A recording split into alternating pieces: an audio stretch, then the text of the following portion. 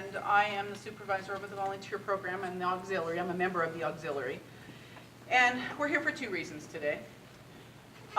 First of all, the auxiliary is going to give award grants to departments in the hospital that applied.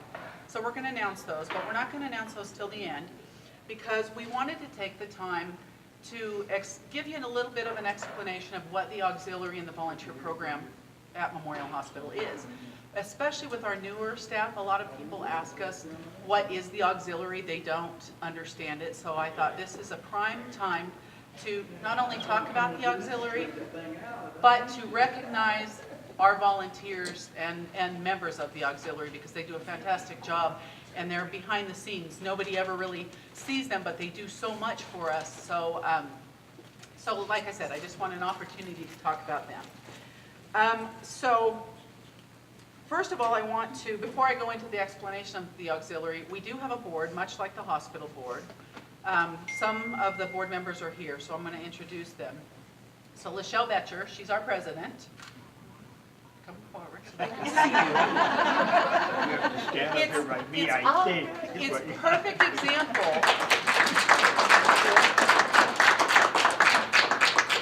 They're a perfect example of what I just said. They always stay in the background. They didn't want to speak. I'm the one that speaks. But yet they're always out there every day doing all these wonderful things for us. So anyway, Lachelle Betcher is president. Jan Tolliver is our vice president. I don't believe our secretary is here. Maybe she came. Marge Keene. Is Marge here? And treasurer is Josephine Provisor. These are our board members. We vote on a new board every year. We nominate different people and they are voted in, so the positions change every year. But this is our current board and we are very appreciative of them. Just to give a little bit of background, the auxiliary was created in 1977, although we didn't become a 501c3 organization until 1987. The auxiliary is made up of volunteers in the hospital. You don't have to be in the auxiliary to be a volunteer, but you do have to be a volunteer if you want to be in the auxiliary. Does that make sense? Over the years, the volunteers or the auxiliary program here has raised thousands and thousands and thousands of dollars. They were responsible for bringing the Lifeline program to Memorial Hospital. I don't know how many years ago. Lachelle, I think you were involved in that, weren't you? Do you know what year that was? In the probably 90s, in the 90s. They held the Festival of Trees every year and brought in money to support the Lifeline program. And then it just, over the years, it got to be more than we could handle, so we recently turned that over to Phillips Lifeline. The gift shop, a lot of people in the hospital don't realize that when you shop in our gift shop, the proceeds that we use, the profit, the auxiliary manages that gift shop, and that's one of the ways we support the hospital is with the profits, with the money they make, they look for things in the hospital to fund, and that's what we do. I think it was 2006, the foundation was created. Am I right, 2006, Jerry? The hospital foundation. Yeah. So about that time, you know, the auxiliary had played an important role in the hospital for years. And, you know, a lot of the members were getting older and we were, you know, a lot of them were leaving. And when I started in my role in 2008, the auxiliary wasn't functioning very strong at that point. We really weren't doing anything. And we really were confused about what our role was because we now had the foundation and they also raise money for the hospital. So we really had to define a new role for the auxiliary. And so since that, we brought the auxiliary back together, and we did that about 2010, I think. We came back together and started deciding what we wanted the auxiliary to look like and how we could make a difference and work in partnership with the foundation. So we realized the foundation is here to do really big things. And, you know, they do some smaller things too, but they have the Red Tie Gala, and they do a lot on a larger scale than we do. They do the grants, when I say grants, bigger grants for the hospital, like the Helmsley grants and things like that. So we decided to just try to identify smaller areas that we could still make a big difference. So in 2011, we decided, that was our first big thing that we had done since we brought the auxiliary back together. And we gave the hospital $12,000 and bought the new wheelchairs for the hospital. So all those wheelchairs here and the various ones around the hospital, the auxiliary did that. So you can thank this group of men and women, because we do have men in our auxiliary too.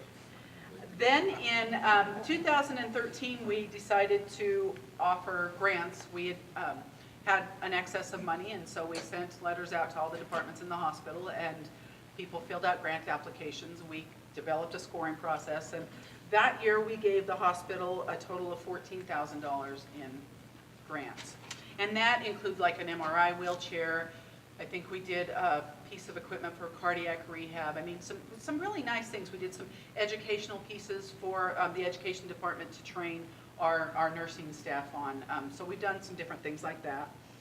And then in 2014 and 2015, we came up with a tea, a community tea. We called it the Spring Fling Tea. And we sold tickets, and we decided to do a smaller scale fundraiser.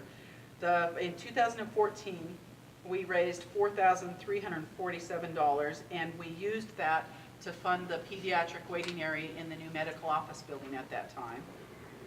In 2015, we raised $6,440, and we used that to fund the Comfort Cart. I think a lot of you may know what that is. The Comfort Cart was started by the auxiliary, and it is what I said, a comfort cart. It's to provide comfort items for patients and their families. So we have members that take the cart around several days a week. They go to the different floors, the different departments, and they just offer items, whether it be books and magazines, whether it be chapstick, a comb, a brush, toothpaste, whatever patients request. Sometimes they request things that we don't have, and we make sure to get them because we listen to what they want, and we are here for them, and like I said, the families. So we decided to fund the Comfort Cart.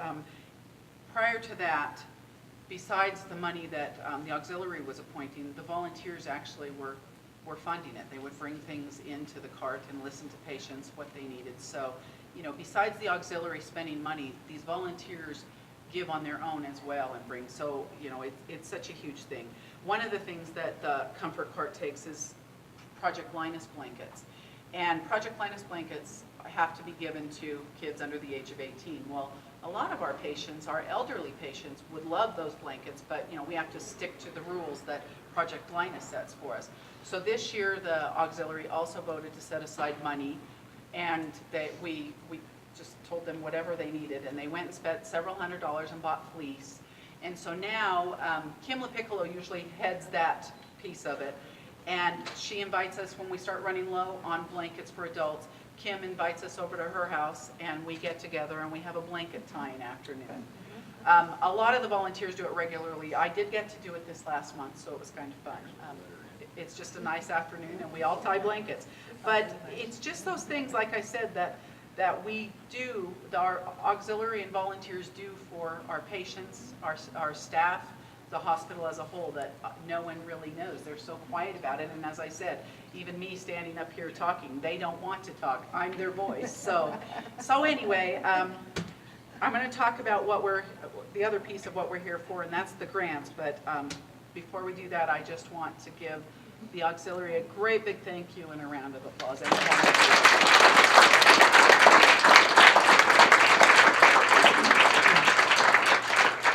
So now I'm going to talk about the grants. So we received 6 applications, and as I said, we do have a scoring process, and we brought a little committee together and we talked about each one of the grants. I was really impressed, I think we all were, for what people were asking for. Much needed, but very different things. So the first applicant was Deb DeFaw with the Rehabilitation Department. And she requested a 5-part female pelvis and pelvic floor model. And Deb, if I mess anything up, feel free to jump in. I highlighted pieces off the grant. This is a 3-dimensional medical anatomical female pelvis model with removable parts. And one of the questions in the grant application is the direct benefit to patients. And this is a little blurb of hers. Physical therapy has brought a new line of service to the department, treating pelvic floor dysfunction to include pelvic pain, urinary incontinence, and urinary retention. And the therapy includes a variety of treatments to include education, biofeedback, neuromuscular stimulation, strengthening, and relaxation techniques. And she goes on to talk about how a lot of people aren't familiar with the pelvic floor muscles and how they work. So this model helps them visually see so that they can help them do exercises and the things they need to in the best, most effective way. Am I saying that right? Yes. So the cost of this was $460. The next grant application we received was a team effort, cardiac and pulmonary rehabilitation, and it was Deb DeFoss, Stephanie Welsh, Micah Adcock, and Cindy Bloom. And this is a SciFit arm bike. The SciFit bike is a machine that allows our patients to strengthen their upper body and increase their range of motion. They're able to gain strength in their shoulders and arms for completion of simple activities of daily living, such as showering, doing laundry and dishes, and carrying groceries, just to name a few. It's a very popular machine, and they often have patients waiting to gain access for its multiple benefits. Did you want to say anything else on that?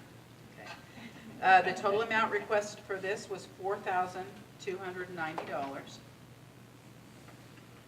The next one we got was from Del Kechnowski. Did I say that right? Okay. A nurse in the ICU department. The items she's requesting are for our patients as follows: yoga mats and stress balls and portable radios, Buddha boards, playing cards, word search books, etc. Now this does sound similar to the comfort cart, but there was a little catch to it, a caveat. The items will be used as alternative therapies for our Title 25 patients while they are hospitalized awaiting inpatient placement at a mental health facility. She goes into the benefits from therapy for individuals from exercise, art, music therapy who have stress or conflicts in their lives. It can help alleviate anxiety and possibly assist with depression levels. And she goes on to talk about that.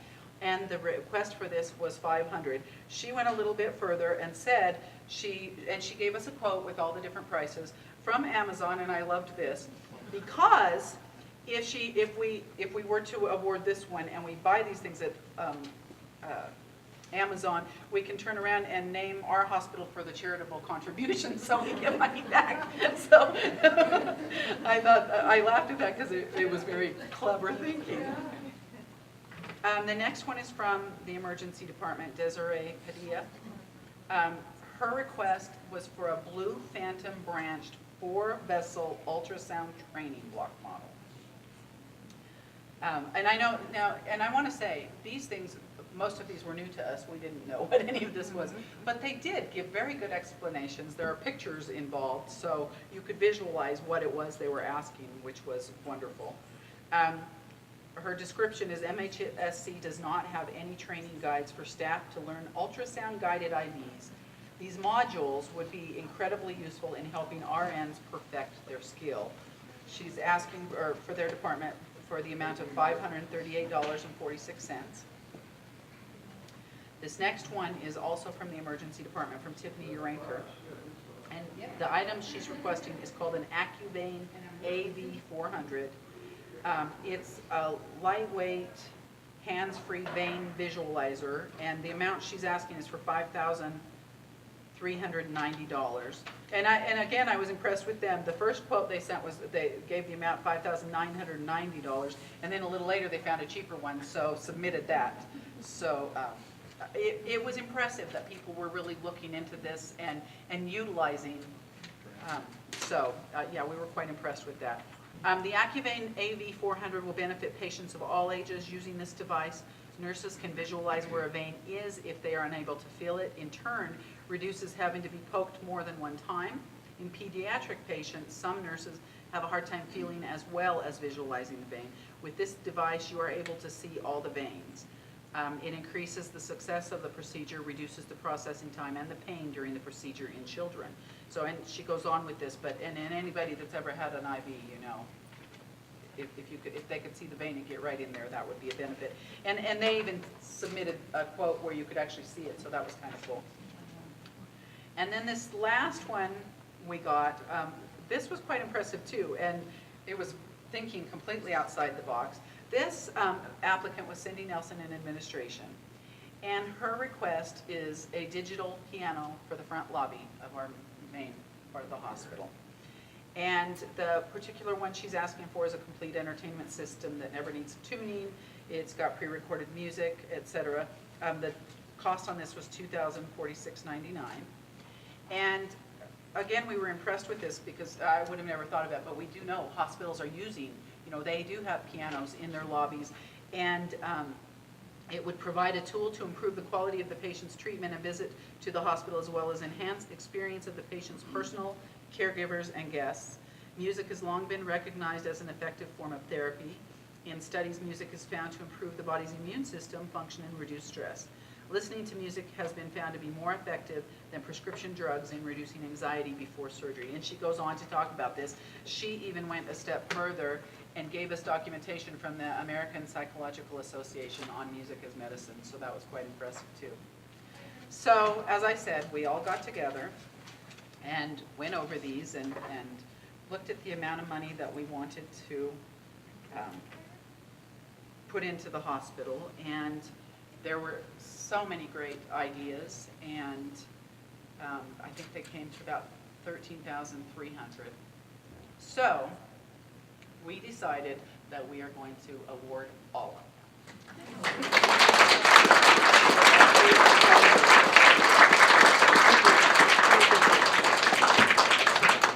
Good. So again, thank you all for coming.